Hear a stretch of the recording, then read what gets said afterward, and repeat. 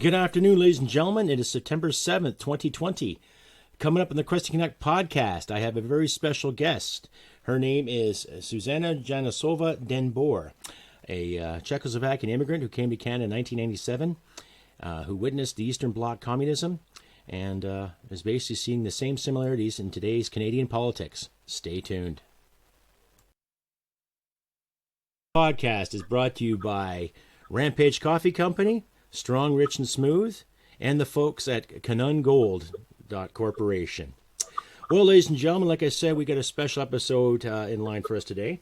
I will be talking to a Miss Zuzana Janosova Den Boer. And with me right now is no other than herself, Zuzana. Hi, Zuzana. Welcome to the Crusty Canuck podcast. Hello. How are you? Not too bad. How are you doing? Not too bad. Excellent. Beautiful Labor Day. Yes, of course. It's a beautiful day, isn't it, for now?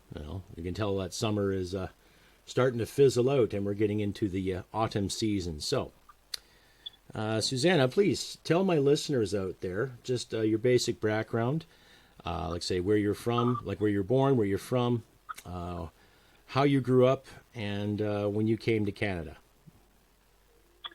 Okay, thank you for giving me this opportunity. So, my name is Zuzana Janosova Den Boer, and I was born and raised in Communist Czechoslovakia.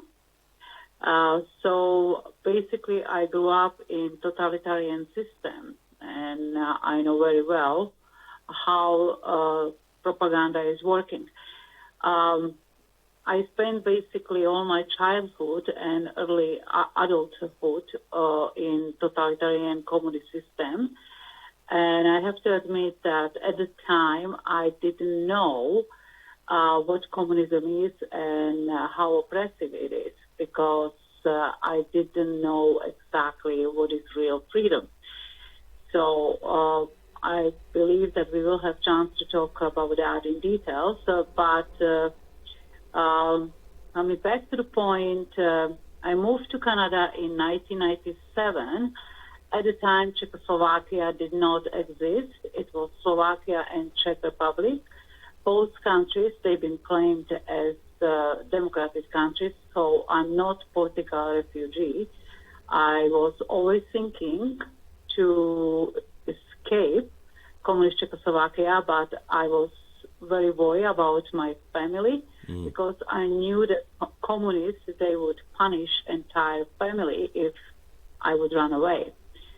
But that means punish, meaning that basically to strip them of any position in their work. My siblings, they would have a problem to get in school. My mom and dad, they would probably lose their jobs, and definitely they would have a problem to work in their field. Probably I would not see them again. So it was definitely very difficult. So that's for the beginning, about me. I see. So growing up in that system, like your essay said too, starting in the early 80s, there was a depletion of resources, i.e. basic items like groceries, like milk, meat, cheese, and other items. Well, Czechoslovakia was democratic country until 1948. Once, or 46, once communists they realized that they have support of majority. They called for election, and that's when we had last time democratic election. And lots of people they've been enthusiastic about building a new socialist system with free healthcare, free education, and justice for all, and all this beautiful stuff. So in 50s, 60s, also after Second War, they concentrated on building society. They did not understand that if government, if they will eliminate private business and government will run basically all businesses or infrastructure and everything representing production of society or factories, they did not understand that government is never ever efficient owner. So all this started to show up in 80s when we started to have a lack of food, lack of for example, toilet paper and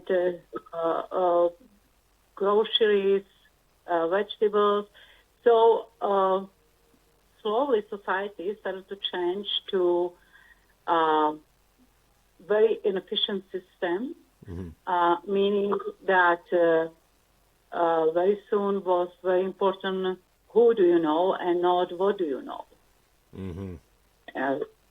So over decades, society become more and more corrupt. People, they don't understand that when you have private business, private owners, they have to be efficient with their decisions, how they will spend money. If they don't, they can go bankrupt. Oh, of course. Basic marketing, yeah. Yeah. So when we are making decisions about our own money, we are thinking how we will spend them and what kind of product, what kind of quality of product we will get for what we are spending. But if we are managing other people's money, we don't think this way.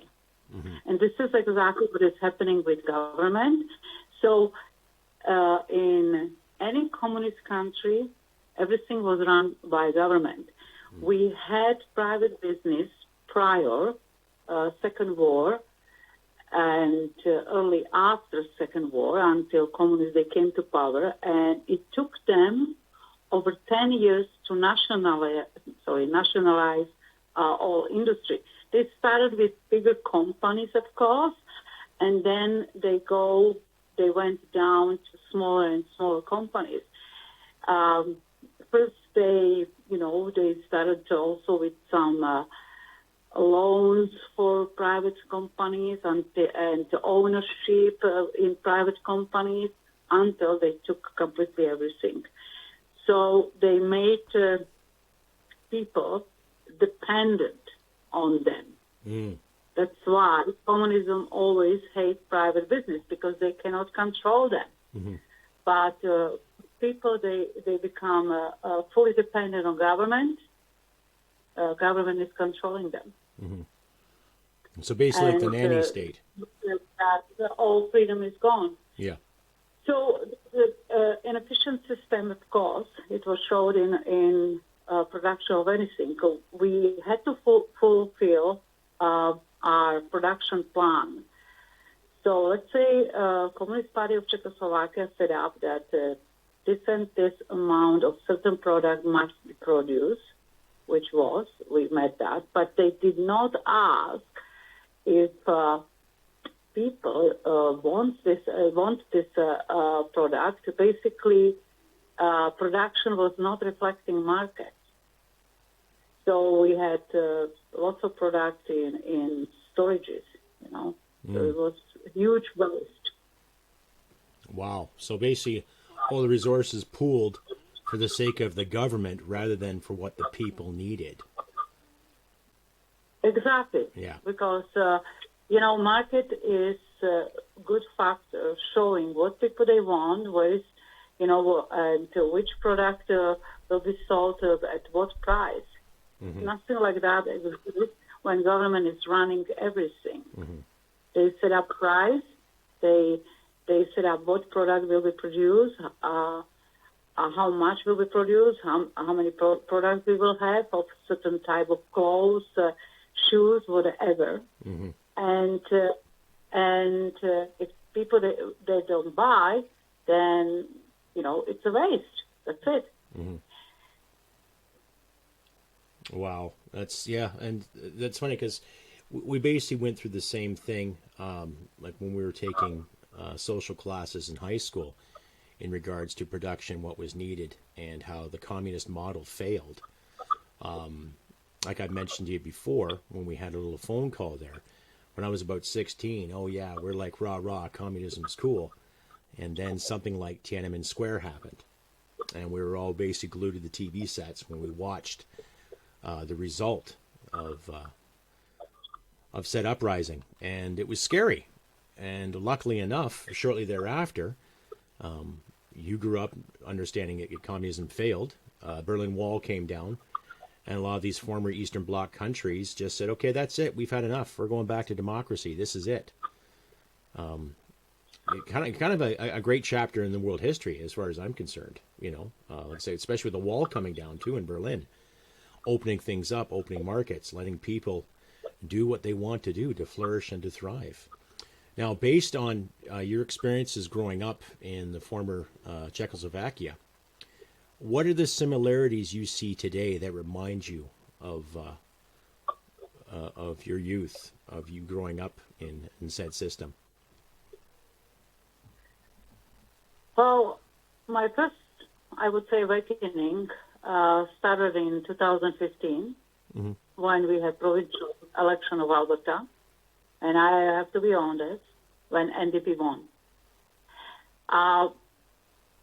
People, I understand that people here, they don't have experience with propaganda, but lots of us who grew up in communism, we understand propaganda, and many of us can recognize. To my surprise, there was rhetoric which I heard from some NDP members and even from former premier of Alberta. They remind me rhetoric of our communists. The stand against private business specifically. They use the climate change for that. And at the time, I really had a hard time to understand why I'm hearing the same words when it's coming to climate change, which I heard from our communists. So I did lots of research, and then I realized that, basically to win, communists, they use old KGB method, which I described in my article. And as a first thing, they always polarize society. They had to divide people. They had to turn people against each other. So our communists in Czechoslovakia, they turned public against private business. They had to label somehow private business. In our case, they label private business and persuade a public that private business wants to exploit them. They used literally Marxist terms.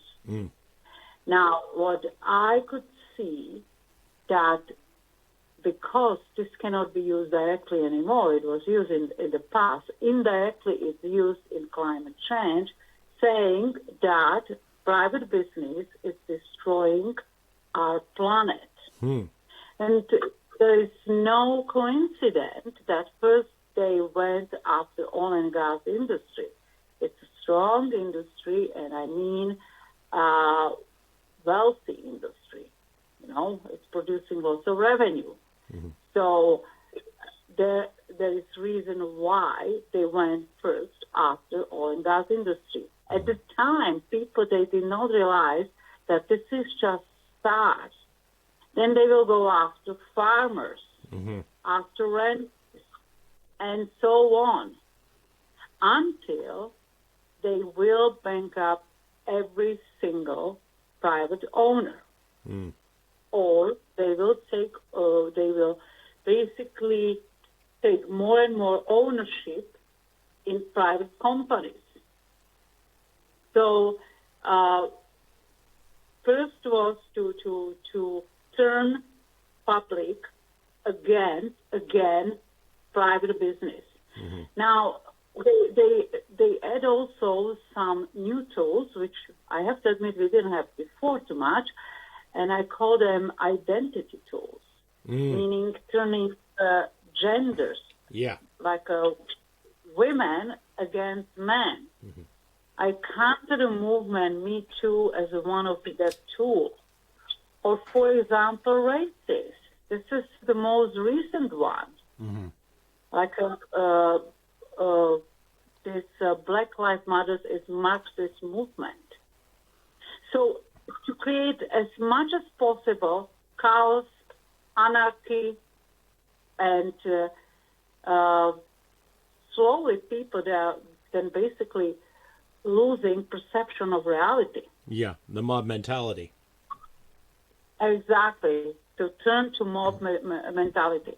So divide and conquer, that's absolutely, it's the first stage and very, very, powerful. And all these tools, which I just described, meaning going after private business, going, to create problems between both genders or between races.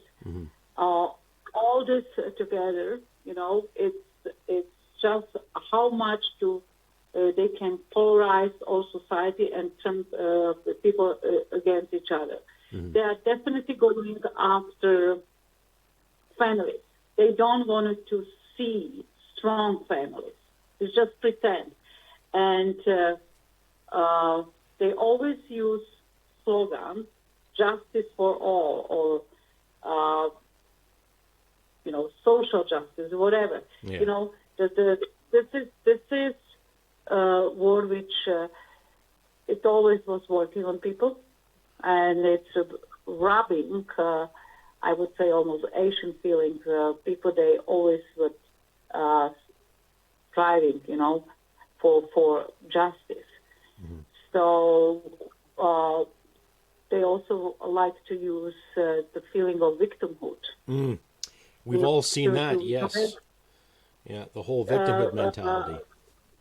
Exactly. So I remember all these communist movies, propaganda, where every single private owner looked like somebody who is very well off and was arrogant, was very well dressed, and then they showed somebody who was, let's say, worker, who was looking very poor and was thin, and somebody who is lacking food and was decent and polite. So they always try to show that whoever is not owner of private business is a victim of all those owners of private business who will exploit them. So, and of course, at the same time, they had to make a lot of promises. So, free healthcare and free education, that was, again, what I started to watch. So they don't teach children, or people, that nothing like free healthcare and free education exists. To my knowledge, all doctors are paid, all teachers and professors are paid, So if government is paying them, where government is getting money from? Well, it's getting from taxpayers. Of course. They don't teach them, and they don't teach them that the stronger private sector, more money we have for public sector. So I didn't see this division before 2015. Maybe it was, but definitely was not visible to my eyes. So all this rhetoric all of a sudden was standing in my face. When I explained to my husband, who is born, raised Calgarian, I would say, born and raised here in Calgary, he asked me to write an article on indoctrination. The thing is that people, they don't realize it takes decades to condition people and to brainwash them. Yeah, it Condition does. them to believe that to demand freedom is selfish. That's where we are now. Okay? But once you indoctrinate people, it's impossible to reprogram them during 24 hours. It's very deep psychological damage. So I describe those stages, KGB stages, in my article, and article was published at the beginning of 2019. First time Spencer Fernando published that. Now I have to say that in modified form was also published in United States, Germany, Australia. Outstanding. So the world will get a good chance to see it. And ladies and gentlemen, listeners of the Crusty Canuck podcast, I will leave a link in the description in regards to said article. It is very articulate, very sincere, very real, and it comes from a first-person account. So by no means, ladies and gentlemen, is this article ad-libbed or done off the cuff. It comes from a real person that grew up in a system that has done nothing but oppress millions and kill millions too. If I'm correct, of course, Zuzana. Well, absolutely. We were saying that it's better to be red than dead for a reason. You mentioned that, after when Berlin Wall was finally destroyed, people, they decided to go back to democracy. Well, we didn't have any we didn't have any options for decision before. Once we had election, we had only option which day we will vote, first or second, because we had 2 days for election. We had two parties, both they've been, one was Communist Party of Czechoslovakia, the second one was Socialist Party of Czechoslovakia, which was basically the same. So there was absolutely no option whom we can vote. Now, voting was mandatory. The police would go to your house or apartment, So you just don't want to mess up with them, definitely. So basically, fear was instilled in you from the time you were walking and talking until you actually left the Slovakian Republic. Well, huge distrust, because once society became bankrupt, almost we were going there, but corrupt, you realize that all those tools which Communist Party is using for keeping people under control and literally oppressed, and one of many was, for example, secret police, or they use informers. They train us from childhood to be snitches, to report on each other. That's why when I read in newspaper some encouragement now from different provincial governments asking people to report anybody who doesn't have a mask because of COVID-19, I was shocked. Uncanny, isn't it? The similarities were very uncanny, aren't they? I was shocked to again, because I saw that in the past, and I know where this is going. Okay, and it's just again another tool how to divide people. So they are saying that road to hell is paved by good thinking or by goals, something by like that. By good intentions. So we have to be by good intentions, yes. So we have to think twice what we're doing. So the fear was everywhere. Absolutely. I remember when I was attending university classes during communist regime, we knew exactly which student was collaborating with secret police. We knew their names. They did not try even to hide, because in some way they had power. So fear was everywhere. Everybody was watching, what they are saying. Freedom of speech, we didn't know what is freedom. That's all. So what would you say now to the kids, and I will say kids, because I think you and I can both agree too, when you see a functioning 20-something individual out there holding a sign in the name of social justice and all this other half-assed oppression Olympics, what would you say to these students right now if you had a chance, especially the ones that have protested against free speech, freedom of association and assembly? Let's sum it up more or less. I've actually engaged in conversations with some of these students in regards to their proletariat beliefs. What would you say to these students right now if you had the chance to? Well, that number one, they are used. Useful idiots. They are used for somebody else's political agenda. Mm-hmm. They are used for somebody else to basically to grab power or to come to absolute power. Mm-hmm. They are becoming the tool. Those people who are behind them, they don't show face. They let those children to do job for them. That's what they are doing. Mm-hmm. I fully understand that, we are saying that if you are young and you are socialist, that means you have a heart.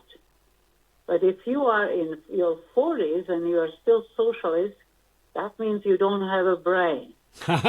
And well said. And this is where I'm going. There is a reason why a lot of future dictators, they are engaging specifically young people. And I would say the most vulnerable age is between 16 to probably 23, 24. Mm-hmm. Depends on level of maturity. In this age, we want to, create something new, build something new. We want to really have everybody to have equal opportunity, and we are naturally more emotional and standing against oppression and what else. We don't have the life experience regarding economy. We didn't have a chance yet to establish our families, to pay our bills, to interact inside society. And that's what these future dictators, they need. They need people which still they don't have life experience. Mm-hmm. Because once we will enter this stage and we are, let's say, between 30 to 40, all of a sudden we realize that there is no free lunch. Mm-hmm. And if we will subsidize this, and this, then our taxes will go up, then I don't have basically enough money to feed my children. Okay? Mm-hmm. So all of a sudden, we wanted to see system to work efficiently. And efficiency will be more important for us. And then slowly we are realizing that that's the way, actually, how to achieve justice. Through efficiency, not through emotions. Exactly. So, if you know what I mean. So, in this age category between 16 to 24, we have this tendency to be more emotional. It's a part of growing up, and we still don't have this life experience. And when you start to look what happened in history, for example, one of the most known dictators, let's call Hitler, okay? Mm-hmm. He used children big time. Oh, of course. Communists. Those little brown shirts, yes. Stalin. Exactly. Mm-hmm. They used also children. The moment when communists they came to power, they started to control education system. They say from Vladimir Ilyich Lenin, give me child for 8 years, and he or she will be communist forever. Mm-hmm. They know why, you know. So it's easier, much easier to program young people than somebody age 50, 60 who already has some life experience. Mm-hmm. You can't turn them so easily around. But young children, which they have nothing to compare to. So my first message to them is that they are literally used for somebody else political purpose. Mm-hmm. There is also one more, and I don't want it to sound a little bit arrogant, and it was said by Lenin. He called people who he used for his revolution, he called them useful idiots. Yeah, I've heard that term before. So, yeah. Mm-hmm. And that is because it was very easy to play with their emotions. Mm-hmm. And they had good hearts, but they've been very altruistic. Yeah. Yeah, exactly. They're very impressionable. And like I said, when I was 16, I thought, yeah, rah, rah, read all the way because, I was 16 and I was an idiot, you don't know what you want in your life when you're 16 until you get out and get some actual life experience. And because of my experiences overseas and my 20 years in the service, I understand walking the line, doing what you're told, doing the best you can with what you got and following orders and everything. And now that I'm out of the service, I'm not in that frame of thinking anymore. But I served my country in defense of my country. And like you, come 2015, I would see a difference too in these dictatorial reforms or these so-called political reforms, as our beautiful prime minister would state. Sunny ways. There's a hint of propaganda right there. In 2012, when he was quoted saying he admires China's basic dictatorship and how they can turn their economy around on a dime. It's like, well, what kind of economy can you turn around under any kind of communist regime? You're going to lie to people. You're going to manufacture goods for the sake of just putting people in places to make it look good. But every communist country that I've read about has gone broke one way or the other. And it usually results in people not getting fed and just key figures of said party getting away with the loot. It's going on in Venezuela right now as we speak. People are going through dumpsters in that country. And for what? Right? And then you get these Hollywood moguls weighing in saying, oh, socialism's great. Okay, well, if you believe in socialism purely in its form, you would be given half of your salary to the state or 2/3 of your salary to the state. And every piece of your property, i.e. your mansions and your gated communities and your yachts and everything, would be given back to the state. Because I know Cuba did the exact same thing in the late 50s when they had their big cultural revolution. And a lot of people died and people fled for their lives. So I just, I'm in total agreement with you, Suzanne, in regards to this whole thing. And considering that you've lived through it and you're telling us, well done. Now, when you came to Canada in 97, what were some of the revelations you had from living in former Eastern Bloc and then all of a sudden, boom, you're in Canada? What were some of the feelings and thoughts you had, if you can remember? Well, at the time when I came, Canada was definitely different than what is now, unfortunately. Mm-hmm. Unfortunately, what is now. To me, this absolute support for individual choices, and even to try anything new, I felt like I got wings, literally. Right on. I started my own business here. I'm an engineer, so I stayed in this field. So more I'm consultant for engineering companies. Mm-hmm. So in oil and gas industry, but to generate this absolutely positive attitude, which people they had at the time here, supportive attitude for anybody who was trying to do that. Mm-hmm. It was so much good energy I felt first time in my life truly free and supported. Mm-hmm. And I really want my children and my grandchildren to feel the same.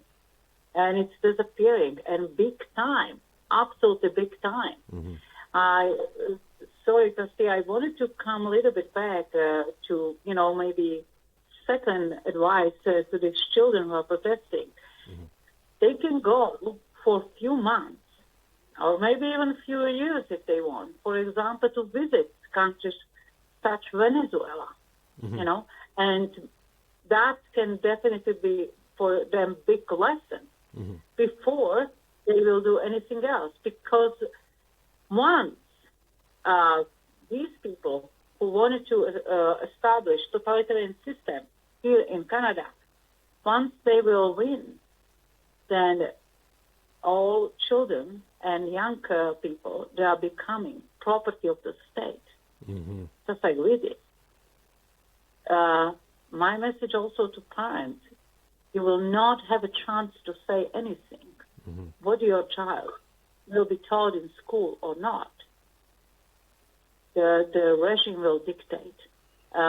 Message to teachers, you will have mandatory political seminars where you will be taught what you have to teach and what you cannot teach. Mm-hmm.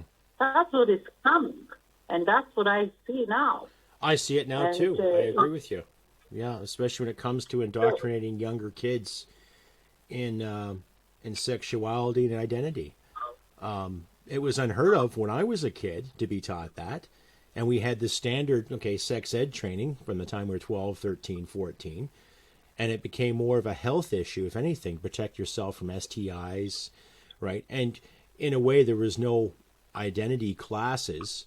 I can see it now because, homosexuality is accepted. I've always accepted it. I could care less who's gay or who's not.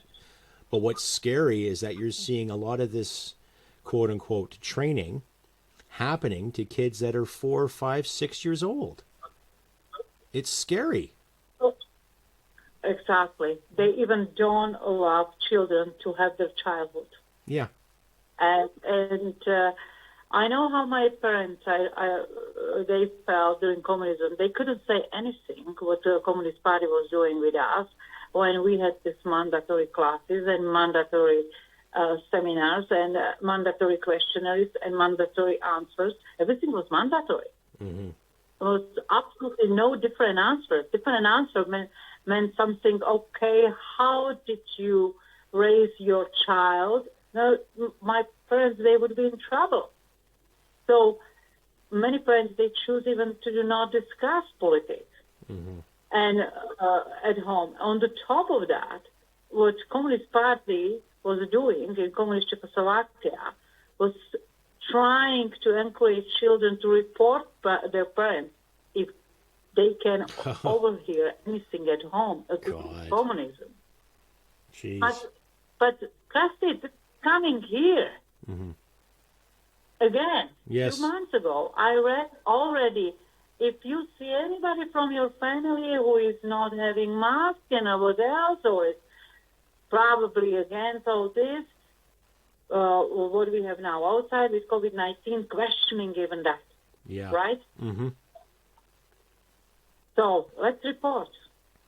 And I've done a few episodes on people being ticketed and being questioned by bylaw officers and police officers for not, social distancing or wearing a mask. And it's uncanny. Like I said, it's uncanny how people are somewhat being herded like cattle into these categories.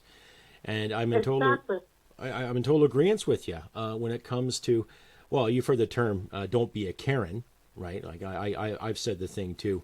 Carls and Karens sitting there pointing fingers and reporting it. It's like a bad episode of watching Invasion of the Body Snatchers, where someone's pointing and screaming all high pitched on what you're doing and what you're not doing in the name of so-called social justice and safety. I've engaged people on my Facebook page who are constantly, cyber scolding me for not listening to this or not doing that.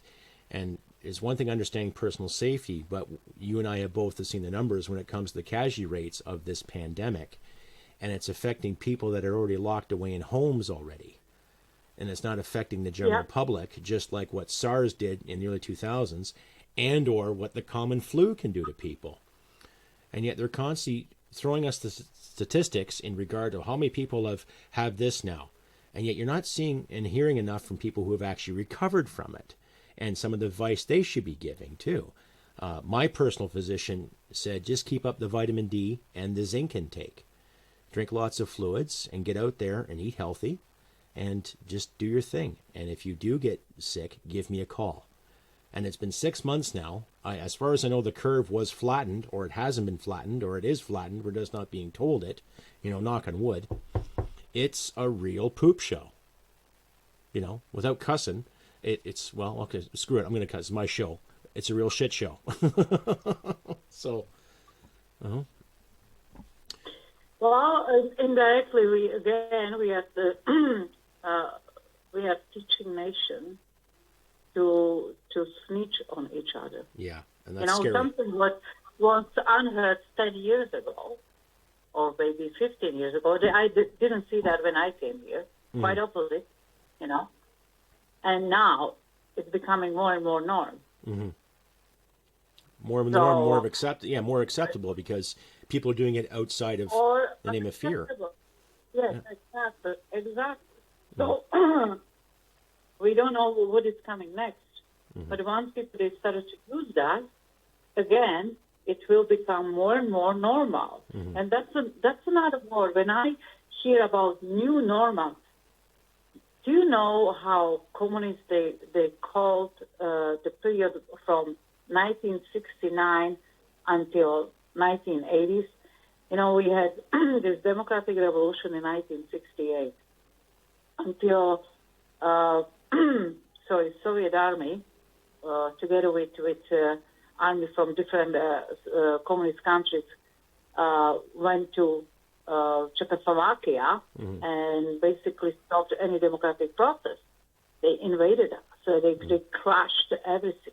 Mm-hmm. So once Communist Party again maintained control, they announced that now we have new period which we call normalization. Mm-hmm. We have new normal. Yeah. So when I hear this word, new normal, mm-hmm. I'm even asking myself, can you at least come with different terms, please? Because it reminds you because of your I grew life. up in this new normal. Mm-hmm. I know what is new normal. Yeah. And a lot of us aren't buying it, too. That's the thing. What exactly is this new normal? We have to walk around with a mask on our face like they do in Beijing, China, because of the pollution or because they want it that way.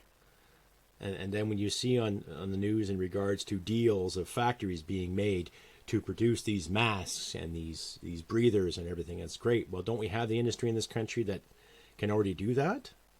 Or is someone else capitalized on that? Some other party capitalized on that function? Right? It makes you think. What I see as a new normal, what our federal government wanted to achieve is full dependence on that. Yeah. Basically to destroy businesses, specifically small ones, because it's harder to control them. Mm-hmm.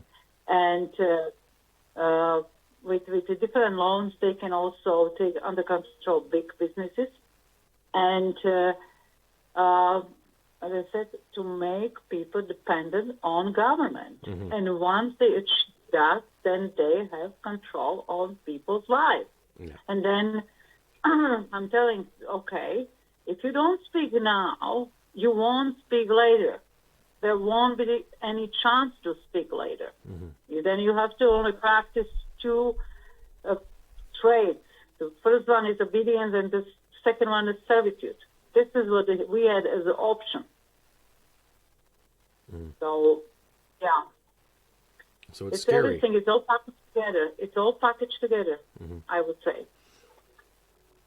Yeah. Well, that is scary because we see our federal government, who has squandered billions in the name of others, taking control of our oil and gas, right? Basically put it on hold, create some kind of half-assed legislature that wants everything to be gender parity, yada, yada, yada, which is nothing but just verbal diarrhea. And now they've screwed the farmers too. And now they've incorporated fear into our daily lives.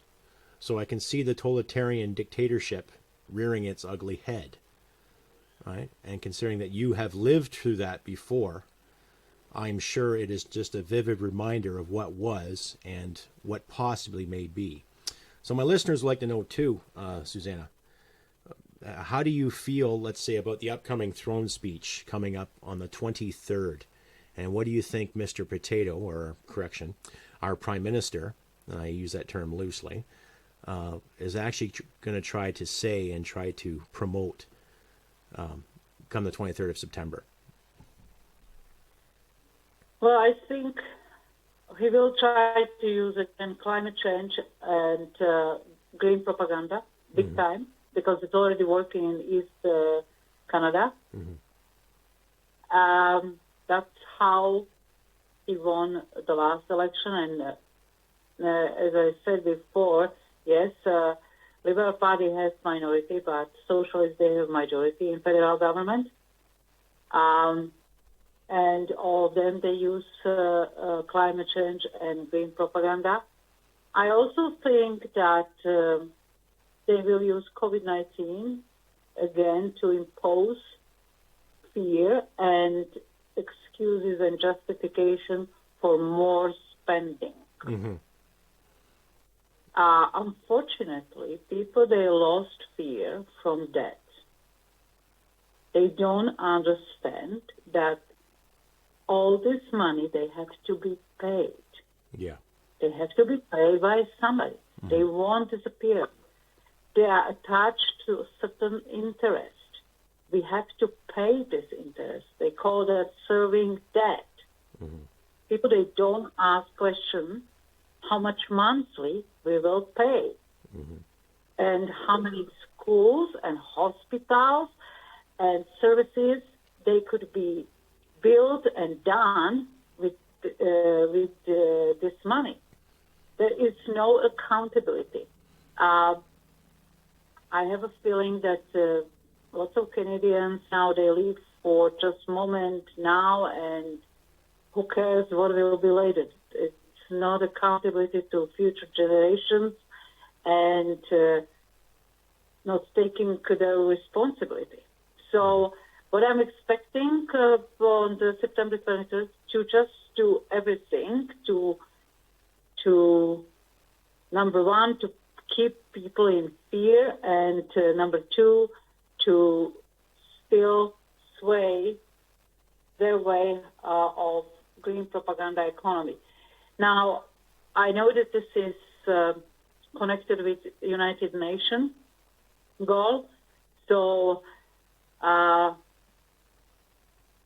think that what will be, and I think this also will be supported by few political parties which they are in federal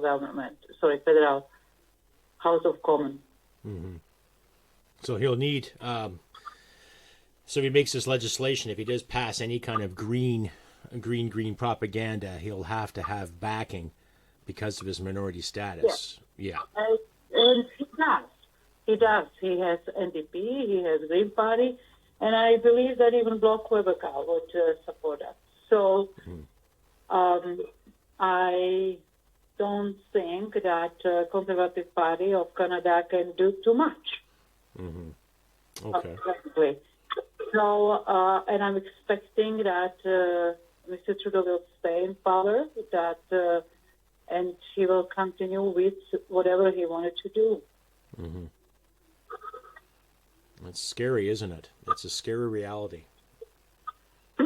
Well, we had small discussion before, and my stand on that.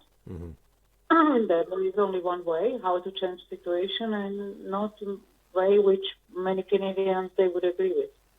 But I believe that we have to stop to finance socialism. Yes. That's all. No, I'm in agreement with you too. we have to unite in regards to that, regardless of where we sit on the political fence. There's nothing wrong with having benefits to help our citizens out, because we know our tax dollars are supposed to go to fund that, i.e. our health care and our education to an extent. I remember as a teenager when we'd all sit and contemplate where we're going to go to college, university, and at the time I didn't want to go because I didn't want to have some quote-unquote quack tell me how to live my life. But now, every day you're seeing it more and more. You're getting these so-called professors and educators telling people how to live their lives. Now you're getting elected officials telling us how to live our lives. And we are forgetting the basic principle of liberty in this country. When is it okay to go out again and actually farm? When is it okay to go out again and actually pursue what you want to pursue? It doesn't matter if it's a trade or if it's academia. You know, it's like we always have to walk these certain lines all the time to appease a handful of little dictators in training, right? And what gets me with some of these people that are advocating a lot of these programs, they come from well-to-do families too, like all the Freelands out there, like all the Morneaus out there, like all the McKennas, and of course all the Trudeaus out there that were born in quite a bit of wealth. And yet blue-collar folk like myself and yourself especially, you know, when do we get to build things up and thrive too? Well, it's scary. It's scary, Zuzana. It is. Yeah, I absolutely agree with it. It is very, very scary because the change is becoming, or it's coming slowly, you know, and people, they are accepting more and more control over day, you know, and on the top of that, they think that this is in their best interest. So it's a psychological war, very nasty psychological war. It is. It is. And it's tough to see some people won't get through it as, let's say, what you and I would, per se. But I would definitely say it's probably up to people like yourself and others, your supporters, myself and my supporters too, to overcome it and do what we can to do our best. Is there anything else you'd like to add before we end this interview there, Zuzana? Well, I would just, again, tell something like a reminder to those who are still quiet to speak up when it's time. I don't know how much time left, but every day it's less and less. And I think I read somewhere that I think this was Einstein who said that the evil is not done by those who are doing evil, but by those who are letting dictators to do this evil, and they don't speak. So he had this experience firsthand when he had to run from fascist Germany, because citizens of Germany did not stand up against Nazi Party. And if we will not stand up for our freedom, if we will not speak up now, not even tomorrow, now, there will be days when we can't speak anymore. Well said. Well said, Zuzana. Well, Zuzana, thank you very much for the time you have shared with all of us here on the Crusty Canuck podcast. I hope nothing but the best of prosperity for you and yours. And once again, I appreciate you for sharing your time and your insight with us, especially to cater to the trendy buzzword, sharing your lived experience with us. Thank you very much. You're very welcome, and thank you for inviting me. Not a problem. You always have a home here in the Crusty Canuck podcast, so anytime you want to say hello, by all means, you're more than welcome to. Thank you, Crusty. All right. Thank you for showing up, and good luck to all you and your endeavors. Thank you. Bye. Bye-bye.